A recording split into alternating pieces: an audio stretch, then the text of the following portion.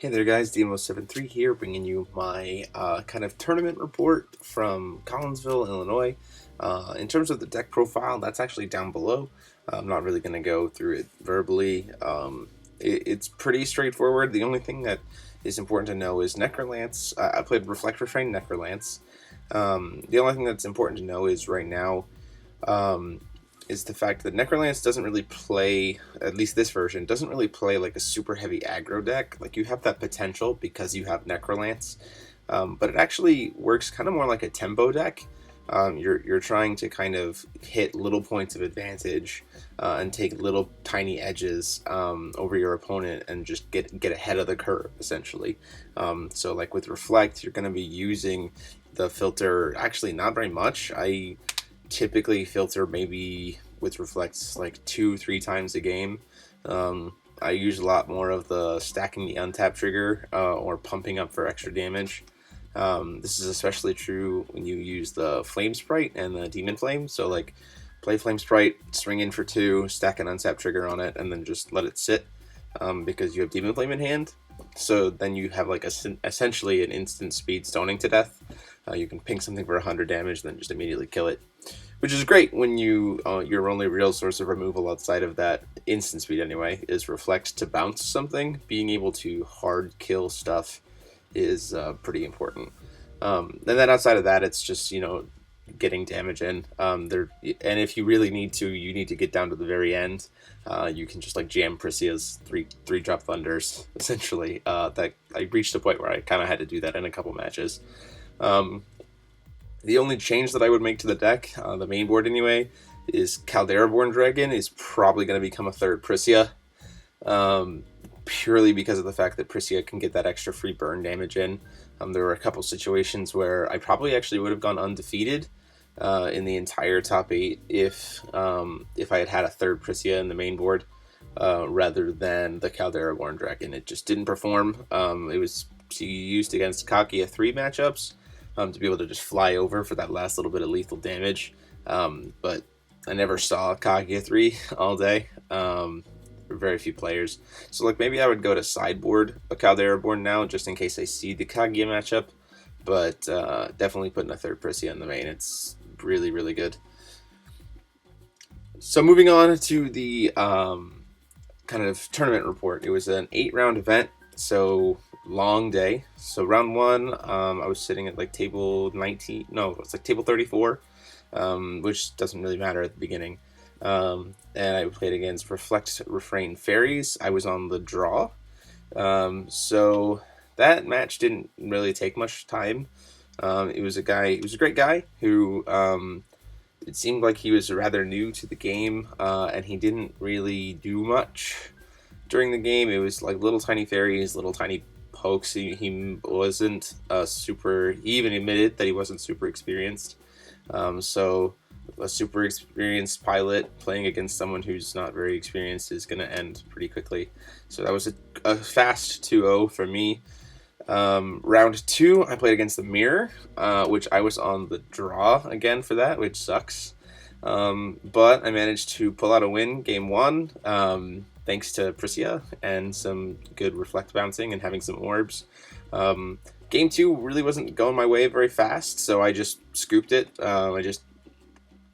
That was the one thing that was really important, I think, on my old day, and I think added to what I was able to do was just knowing when to scoop. Like I had won game 1, so like they don't track wins or losses; they just track match wins. So winning game 1 is like super important because you can just like lose game 2 and then play Necrolance go into game 3 and be on the play. So that's what I did. So I was not going to win game 2. It was just not going my way. It wasn't drawing what I wanted.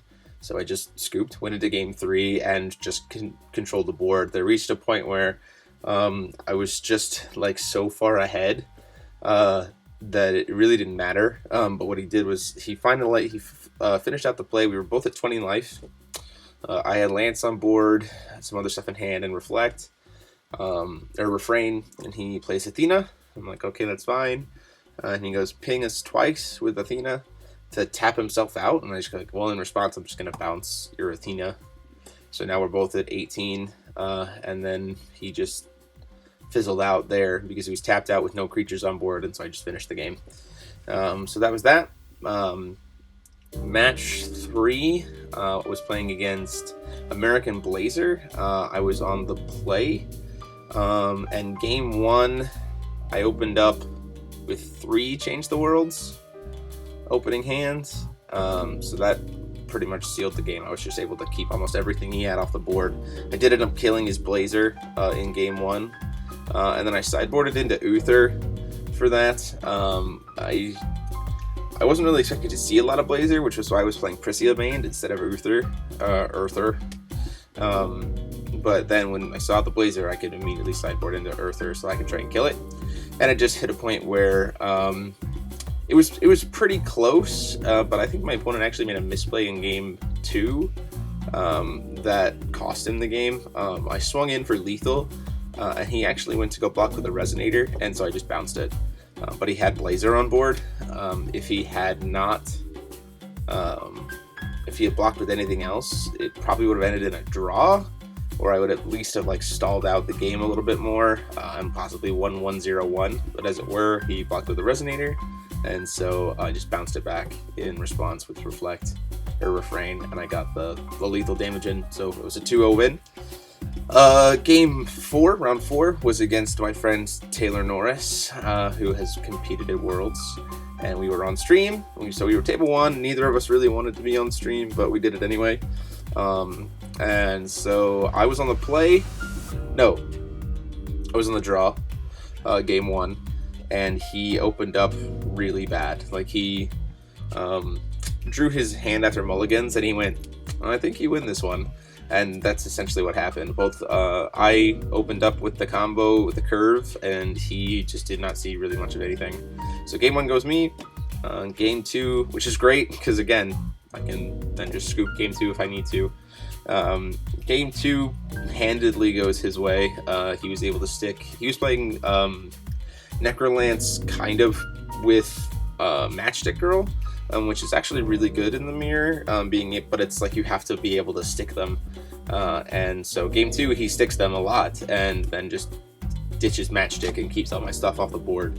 But game 3, we had a little bit of an interesting situation. So Taylor and I, we know each other, we're friends, so we play pretty fast when we were playing together. If you were actually sitting there next to us, the two of us are playing at a really high rate of speed and responding with K. Like, that's all we're saying. Like, okay, that's fine. Okay, that's fine. Like, okay. We're not really like trying to interrupt each other. We're being very obvious about like when things are fine and interrupting each other when things are not. So really high rate of speed and things are going well. So game 3, we had hit a situation where he had a Rukh Egg and nothing else. He was at 4 will with 2 Apollos up. And I was at Flame Sprite, recovered, a Lancelot with a Necromancy on it, tapped, Reflect, not Refrain, and 1 Stone Up, and a Demn Flame in hand. So I'm feeling pretty good there. My go-to against Matchsticks is just to, in response to their effects, just pop them with Demn Flame. And we had a situation where, because of the rate of speed of play and everything else, there was some resolution that happened that required a judge call. So we essentially had a position where I had, in response to effects, pinged it with Flame Sprite and had heard the K, and then went to go Demn Flame it, and then he ditched a Matchstick from his hand to try to burn Flame Sprite. And then we had this situation where it was like, did the 100 damage actually go through? And that was the kind of trickiness of it. So just because of the speed of play and everything else, and the fact that we had some issues with just the way everything was resolving, so it ended up being a judge call. I claimed that I had done the 100 damage, that I had heard the K from Taylor, and Taylor couldn't remember. So it all worked out. We had a judge call, and Taylor appealed for it, and then the final judge, Derek Paul, who ruled that that the damage has gone through, as the Demn Flame is going to work. And so that pretty much kind of locked in the game. So it was just a judge call that just went my way. And then from there, I just proceeded to kind of blow him out for the rest of the match. So it was a good match. I mean, game 1 and game 2, well, game 1 not so much, but game 2 was really good back and forth. And then, we had the game 3 was a pretty good back and forth, except for the judge call that pushed my way. So that puts me to 4-0. And so from there, I was sitting at top table like for the rest of the day. So that was because this feature match was table 1. So next round I play against, what did I play against? It was Xion combo? No. 28 Regalia Xion. Is that right? Yeah, 28 Regalia Xion, which was a really, really interesting match. Again, I kind of got lucky there. I was on the play, so that was really good, and I opened up really, really well, and I got my Barrier of Shadows and my Horn of the Sacred Beast out really early. Which kind of shut him down, in addition to the fact that he hit his 4 Hymnals Memoria off the top. So he was like cut off from a lot of the stuff that he had in his deck, because of the fact that he had Deep Blue, which was great, but to convert it into other colors, but I had Barrier Shadows, so that completely mitigated it. So that match just went 2-0 my favor, just because of some game 1 just kind of lost to himself. And game 2, even on the draw, he just couldn't get the combo off. And even if he tried to, I was able to, he attempted to, I was able to Horn of the Sacred Beast to shuffle it all away, which was pretty awesome. So round 6, I played against a Xion control player, and that went, I was on the play, I believe that one went to game 3, won game 1, game 2, he just jammed some Celestials, and I was just like, nope, we're done, let's go to game 3, I can't keep up. And then game 3, I just opened up really, really well and curved in really, really fast. I actually won that game because of Flame Sprites. Being able to play like 1-drops with a lot of will open, and the fact that blue typically tries to just bounce stuff. Flame Sprites are really good because you can just like jam a Flame Sprite and swing in, and then if they bounce, you can just play it again and swing in again. And that's exactly what happened. The final turn, he had like 11 life left.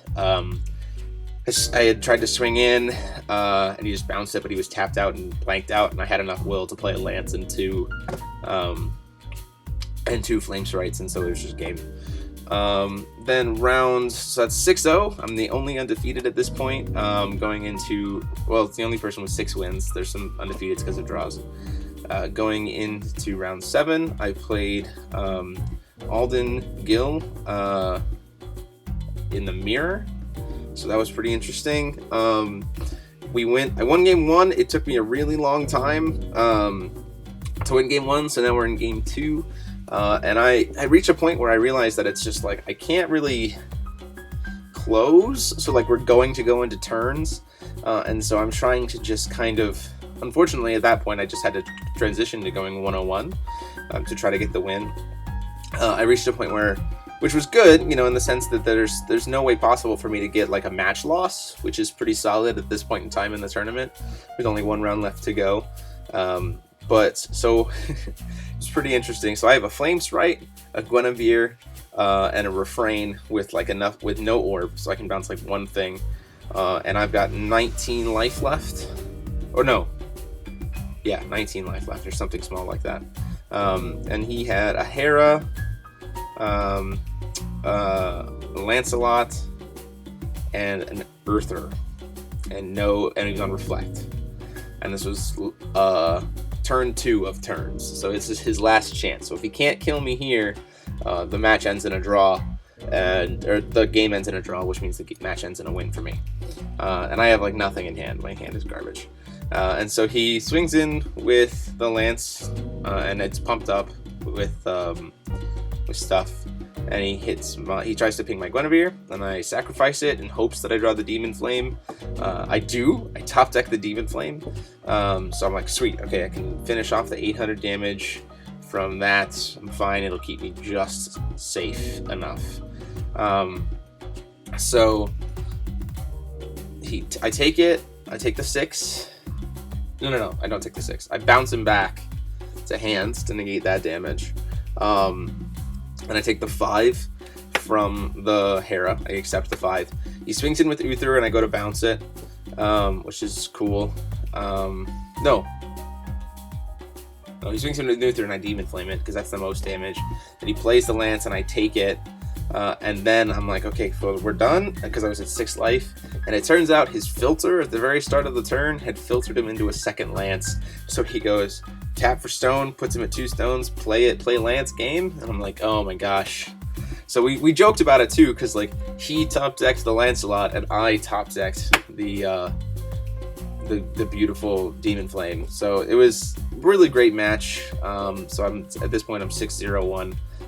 And then final round, sitting at table 1, playing against my fellow teammate, my fellow Team Ogre member, Anthony Song, and we're both 6-0-1s, sitting at table 1. So we know at this point that no matter who wins, we're both going to be in top 8. So that's a great feeling, knowing that you're both going to be in top 8. So he's playing Matchstick Dark Alice, which was the matchup that I did not want to see, and he was on the play, which I also really didn't want to see. It's a very strong list that has a very, very good matchup against Necrolance, and I was just not happy with it. So game 1, I actually managed to win game 1, which I'm very surprised about. Anthony didn't open very well. And then game 2 quickly goes his way, and I'm like, no, that's fine. We just need to be done here. He just flipped Dark Alice too fast, and I just couldn't keep up, because I really don't have any way to deal with J-Rulers in the main, and Urthr is a terrible response to Dark Alice, because typically you pump her up to 14 just by trying to kill her. It's just not worth it. So game 3, we actually ended up kind of racing to the finish. We had plenty of time left. We were just kind of joking around with each other. Our judges even said, like, you guys have like the most chill table 1 match we've ever seen. So we're like, we're both top 8. It doesn't really matter. So we're racing. I get him down to barely any life left, and I've got answers in hand. But then he goes, play Urthr, Dreadlord Urthr, and I'm like, that's not good. Because I have creatures in hand, but that Urthr's a pain, and I'm like, but that's fine, because I'm at least ahead on life. And then he jams a magic matchstick on it. So it has swiftness and first strike. And if I had one more counter on my Refrain, I could have canceled that. And then I would have been fine, because then I could have added a bunch of counters, bounced it, and gone in for lethal, and it would have been great. But because I was short, he ended up getting game 3, so which was fine. I had a good time. I had a blast with the matchup. So after Swiss, I was 6-1-1, so that's 19 points.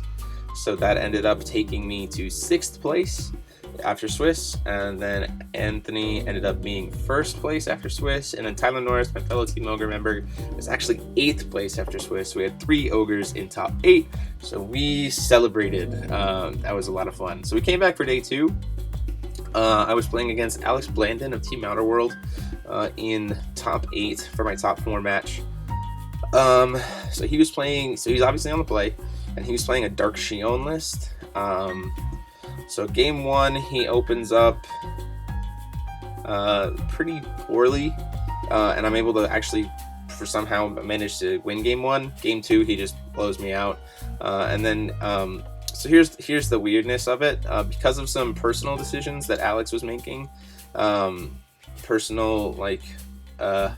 really want to speak for him, so just because of some decisions that Alex Blandon was making, and some opinions that he had held about some of the stuff that was going on this weekend, Alex actually decided to scoop in game 3 to push me into top 4, which was very kind of him.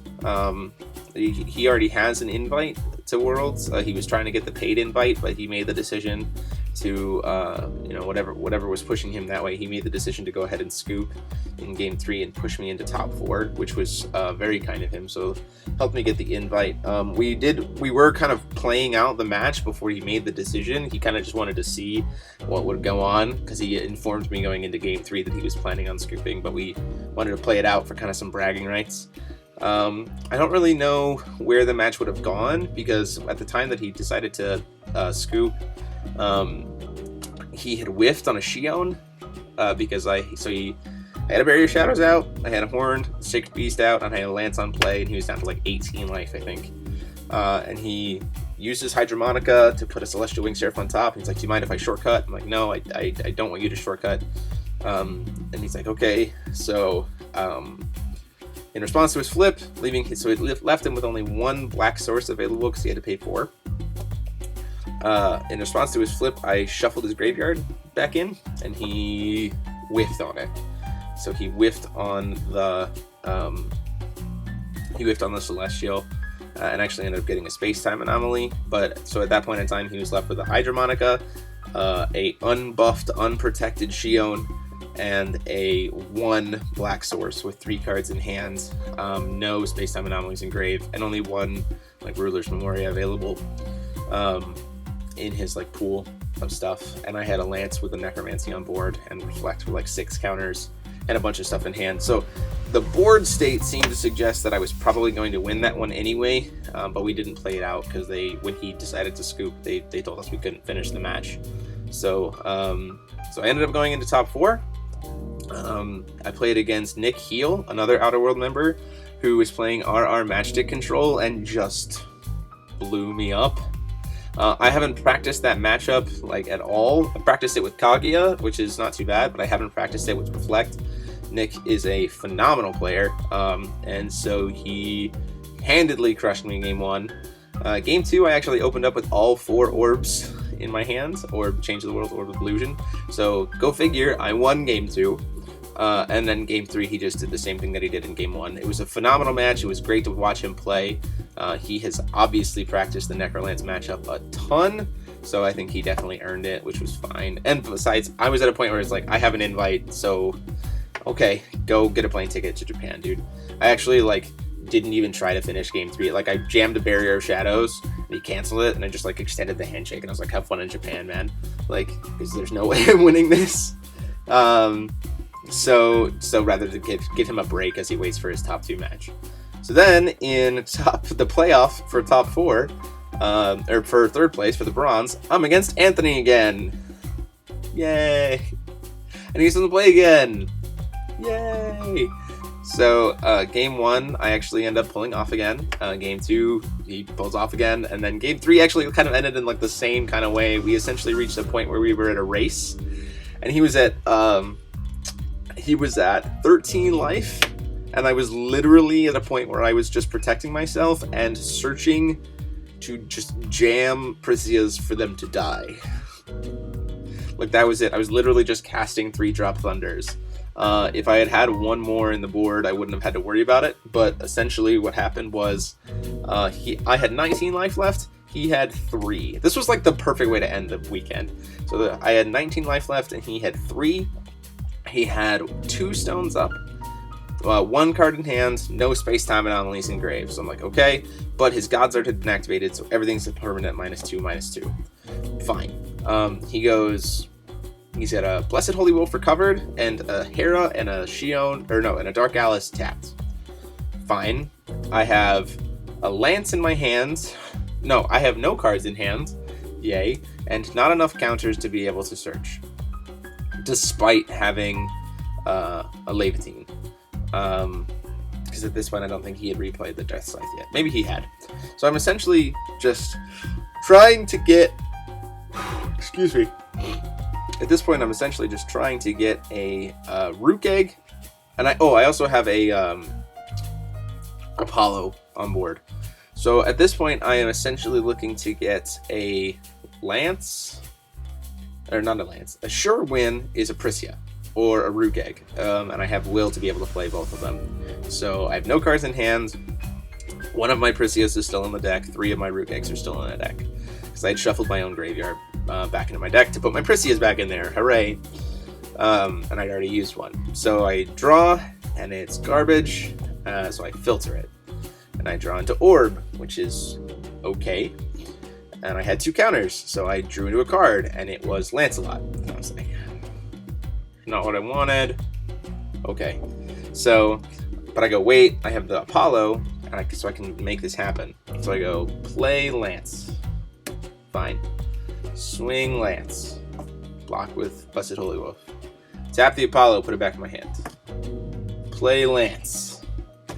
Swing Lance. And he's like, Jeremy, I have the space-time anomaly. And he just shows it to me, and I'm like, oh, well, could have saved us all some time there. because he had 19 damage on board for lethal next turn anyway. So it was a great match. If I had drawn into Rukh Egg, I literally just would have won, and I would have gotten the bronze blazer, so I had to kind of suffer as the judge handed him the bronze right in front of me. But it was still a ton of fun to hang out with my own ogres, and we were both going to Worlds, so whatever. So I got my acrylic blazer, and I had a great time. So that's the report, guys. That's how the day went. Then I got in the car for 7.5 hours and just soaked in the fact that I was going to Japan. So again, the deck list is down below. If you have any questions about anything, let me know. Huge thanks to all of my opponents.